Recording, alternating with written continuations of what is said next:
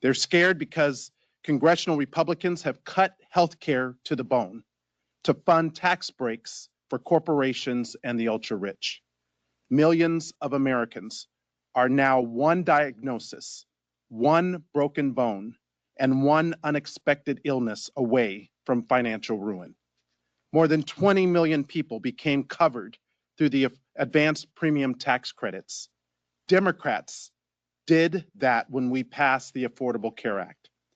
We fought to protect those tax credits and extend those tax credits in the Inflation Reduction Act of 2022. But they expire at the end of this year, which means Congress needs to act now to extend them.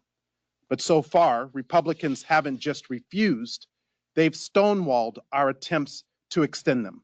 And believe me, I would know. They were my amendments.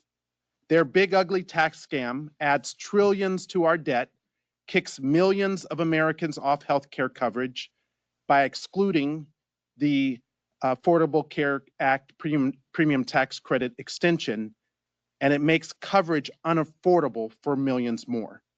People that I represent from North Las Vegas to rural Nevada, people that I'm here to fight for now.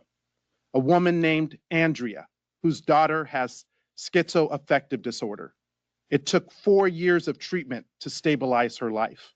Without affordable health insurance, she couldn't have afforded the consistent care that helps stabilize her, find employment, and return to being a productive and compassionate member of our community. Another named Evan retired with his wife. He tells me that their two greatest concerns are the cost of living and health care, both of which were not on the horizon at the beginning of this year.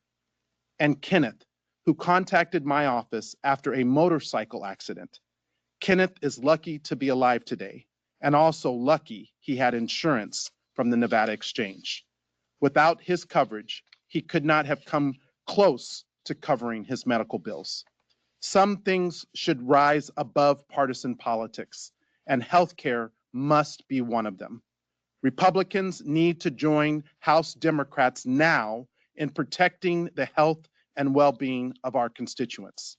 The time to act is right now. I look forward to working with Chairman Aguilar, Vice Chair Lieu, and all of our leadership to make sure healthcare remains at the top of our priority of what we're fighting for on behalf of the American people. I yield back. Under the policies of Donald Trump and House Republicans, prices have gone up, up, and up.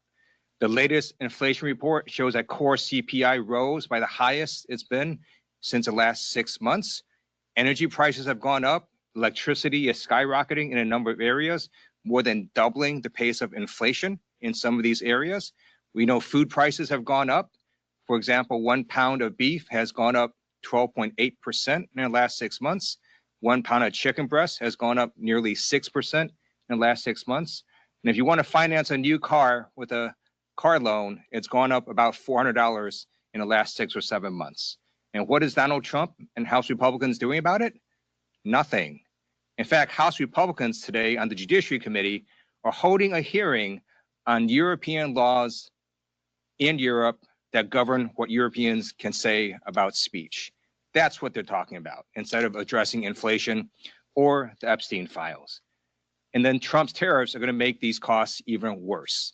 We're asking House Republicans and Donald Trump to focus on what the American people want, which is to bring down costs.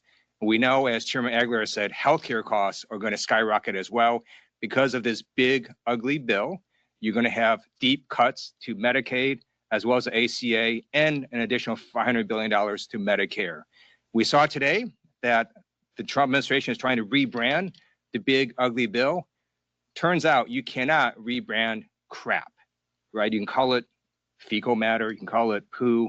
End of the day, it's still crap. And that's because the big, ugly bill has massive cuts to healthcare, largest in U.S. history. And in exchange, they give really large tax breaks to billionaires and millionaires, including a new yacht tax. Try rebrand.